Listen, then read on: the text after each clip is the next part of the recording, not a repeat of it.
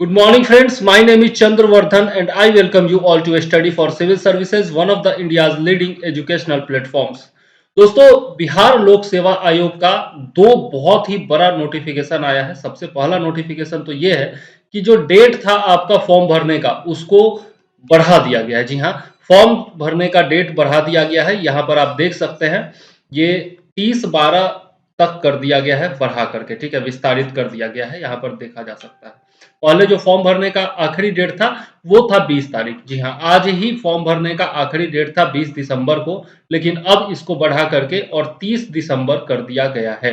ठीक है, तो अब आप 30 दिसंबर तक फॉर्म भर सकते हैं। और इसका कारण क्या बताया गया है कि ऐच्छिक विषय में, मतलब जो ऑप्शनल सब्जेक्ट है, उसमें स्केलिंग या नॉर्मलाइजेशन की समस्या के आलोक में, मतलब उसमें जो है स्केलिंग या फिर नॉर्मलाइजेशन किया जाएगा, और उसके चलते जो है इस परीक्षा का तिथि जो है फॉर्म भरने का वो बढ़ा दिया गया है। ठीक है, तो सबसे पहला ये बड़ा न्यूज था। दूसरा एक बड़ा न्यूज है जो कि बिग ब्रेकिंग न्यूज है, और बहुत बड़ा बदलाव किया गया है। जी हाँ, बहुत बड़ा बदलाव यहाँ पर देखने को मिलेगा आपको। तो पूरा वीडियो ध्यान से पढ़िए, ध्यान से देखिए, और मैं आपको बताऊंगा टोटल चीजें जो है, डिटेल्ड एनालिसिस करूंगा कि आखिर ये जो बड़ा बदलाव हुआ है उसमें क्या क्या दिया गया है। ठीक है, तो सबसे पहले तो ये देखिए कि जो आपका प्रारंभिक परीक्षा है, यानी कि जो पीटी परीक्षा है, उसमें गलत उत्तर के लिए नकारात्मक अंकन, निगेटिव मार्किंग जो है वो लागू किया गया है। ठीक है, लागू किया जाएगा। और इसके लिए जो है सर्वाधिक विद्यार्थियों से जो मंतव्य प्राप्त हुआ, जैसे मैंने आपको बताया था कि आयोग जो है सब लोगों से, आप लोगों ने फॉर्म भरते वक्त भी देखा होगा कि सब लोगों से उनकी राय मांगी गई थी। तो negative marking should be uniformly on all the 150 questions. In this case there will be 1 mark for correct answer and 1/4 for wrong answer के आलोक में उक्त प्रावधान लागू करने का निर्णय लिया गया है। मतलब सबसे ज्यादा लोगों ने चुना कि पूरे जो 150 क्वेश्चन है सब पर निगेटिव मार्किंग हो, और 1/4 निगेटिव मार्किंग हो, यानी कि 4 प्रश्न गलत हो तो 1 नंबर काटा जाए। ठीक है, और उसके फलस्वरूप यहां पर वही कर दिया गया है कि 1/4 जो है आपका निगेटिव अंक जो हैगा वो आपका दंड स्वरूप हटाया जाएगा। ठीक है, और यदि अभ्यर्थी द्वारा एक प्रश्न के लिए एक से अधिक उत्तर दिया जाता है, तब भी आपका 0.25 नंबर जो है वो काट लिया जाएगा। ठीक है, कोई उत्तर अंकित नहीं करता है तो कोई भी दंड नहीं दिया जाएगा। मतलब कि यदि आपको क्वेश्चन नहीं आता है तो आप मत भरिए, लेकिन अगर भरते हैं और गलत होता है तब भी आपका 1/4 काटा जाएगा, और यदि एक से ज्यादा भर देते हैं तब भी आपका 1/4 यानी कि 0.25 नंबर काट लिया जाएगा। और ये याद रखिएगा, 4 प्रश्न अगर रॉन्ग होते हैं, गलत होते हैं, तो आपका 1 नंबर जो है वो काट लिया जाएगा। यही निगेटिव मार्किंग है। ठीक है, ये आप अच्छे से समझ गए होंगे।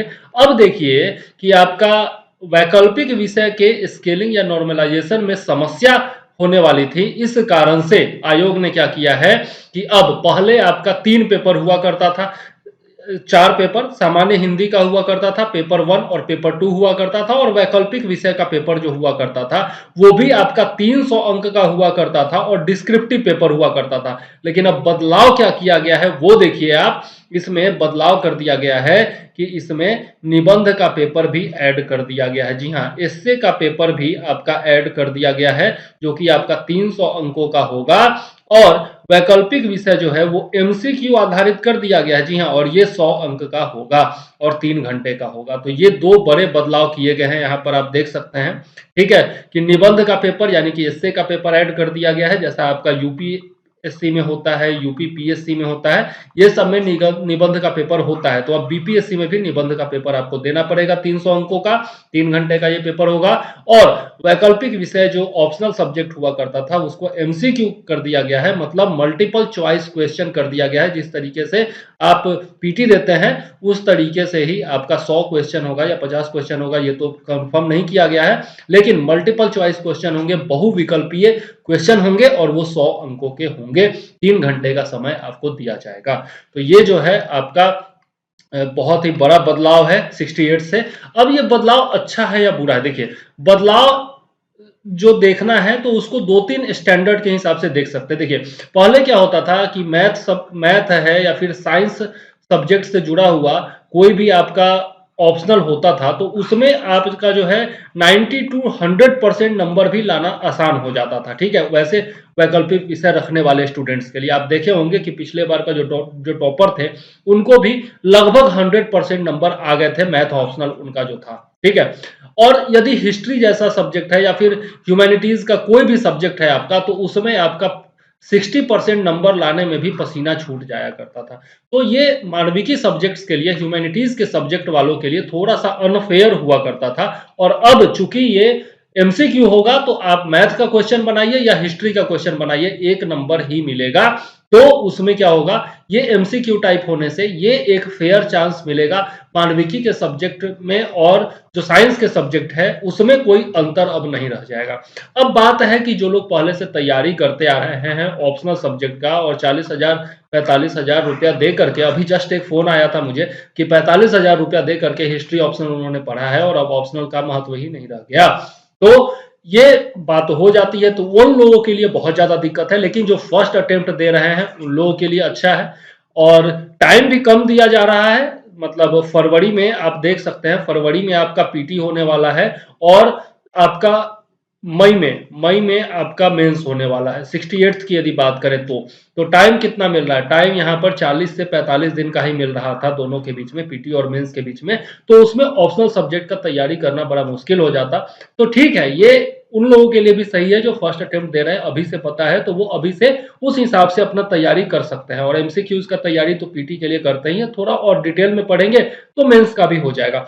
अब उसके अकॉर्डिंग सिलेबस चेंज किया जाएगा या नहीं किया जाएगा, इसके बारे में कुछ कहा नहीं गया है कि सिलेबस जो है ऑप्शनल का वो वही रहेगा या फिर सिलेबस भी बदला जाएगा। तो ये चीजें पता नहीं है, लेकिन बाकी सब चीजें जो है मेरे हिसाब से बदलाव जो है वो उसका स्वागत किया जाना चाहिए, बदलाव सही है। लेकिन जो शिकायत मेरी है वो यही है कि इस बार भी 67th में भी पीटी और मेंस के बीच में जो गैप है वो मात्र 40 दिनों का दिया गया और साथ में पैटर्न में बदलाव कर दिया गया ऑप्शनल पेपर में। तो ये मुझे शिकायत है कि ये नहीं किया जाना चाहिए था, कुछ दिन 10 से 15 दिन कम से कम और एक्सटेंड कर देना चाहिए था मेंस का एग्जाम डेट। लेकिन खैर अब जो दे दिया है कि 29 से 31 होना है तो यही होगा और उसी हिसाब से तैयारी करनी है। अगर दिक्कत है तो सबके लिए है और दिक्कत नहीं है तो किसी के लिए नहीं है। हालांकि जो पहले से तैयारी करते आए हैं उनके लिए सही रहेगा, लेकिन पिछले एक साल से चूंकि 67th पीटी का डेट बार बार खिसकता रहा है, इसलिए मेंस मोड में लोग तैयारी किए ही नहीं पिछले एक साल से। ठीक है, तो सब लोगों को इससे समस्या जरूर होने वाली है। ठीक है, आगे 68th की यदि बात करें तो बदलाव अच्छे हैं, इसमें नो डाउट, कोई डाउट नहीं है। और सही है कि स्केलिंग और नॉर्मलाइजेशन में बहुत सारा प्रॉब्लम आ जाता, इसलिए उन्होंने क्या किया, ऑप्शनल को 100 अंकों का कर दिया, एमसीक्यू आधारित कर दिया। तो ये भी सही है, स्वागत योग्य है। बाकी कुछ लोगों को समस्या हर चीजों से होती है तो होती ही रहेगी। अब आप कमेंट में बताइएगा कि आपको ये बदलाव कैसे लगे, अच्छे लगे या बुरे लगे, क्या लगे क्या नहीं लगे। बहुत सारे लोग को हाँ, ये चीज मैं कहूंगा कि निगेटिव मार्किंग जो किया गया है, तो आपका जो ई ऑप्शन था, ई ऑप्शन को हटा देना चाहिए था। ई ऑप्शन हटा करके और उसके बाद निगेटिव मार्किंग लाया जाता तो ज्यादा अच्छा रहता। अभी जो 5 ऑप्शन दिए जा रहे हैं या फिर 5 के जगह पर 6 ऑप्शन दिए जा रहा है ई के माध्यम से, अगर ई हटा करके निगेटिव किया जाता तो बेहतर होता, बहुत ज्यादा अच्छा होता। ई के साथ निगेटिव मार्किंग करना मुझे समझ में नहीं आता है। ठीक है, तो ये चीज, इस पर मुझे आपत्ति है, बाकी सब कुछ बदलाव सही है। आप लोग कमेंट में बताइएगा आपको बदलाव कैसा लगा, और यदि वीडियो पसंद आता है तो लाइक जरूर करिएगा। ठीक है, अगर आपको मैंने सारी बातें समझाई हैं, सब कुछ समझ में आ गया हो तो लाइक जरूर करिएगा। चैनल पर यदि नए हैं तो सब्सक्राइब कर लीजिएगा और बेल आइकॉन दबा दीजिएगा, घंटी का ऐसा आइकॉन होगा वो दबा दीजिएगा, ताकि ऐसे ही वीडियोज का नोटिफिकेशन आपको लगातार मिलता रहे। साथ ही शेयर जरूर कर दीजिएगा और कमेंट में बताइएगा कि आपको ये विकल्प, ये जो बदलाव है वो कैसे लगे, समझ में आया कि नहीं आया। और 68th का बैच यदि आप ज्वाइन करना चाहते हैं तो जरूर, 68th का बैच हमारे यहाँ चल रहा है स्टडी फॉर सिविल सर्विसेज पर। ठीक है, तो आप संपर्क कर सकते हैं, डिस्क्रिप्शन में आपको नंबर मिल जाएगा, सारा व्हाट्सएप नंबर और बाकी सारे नंबर्स मिल जाएंगे, वहां पर आप संपर्क कर सकते हैं। ठीक है, तो चलिए इस वीडियो के लिए फिलहाल इतना ही। मैं चंद्रवर्धन लेता हूं आपसे इजाजत। जय हिंद, वंदे मातरम।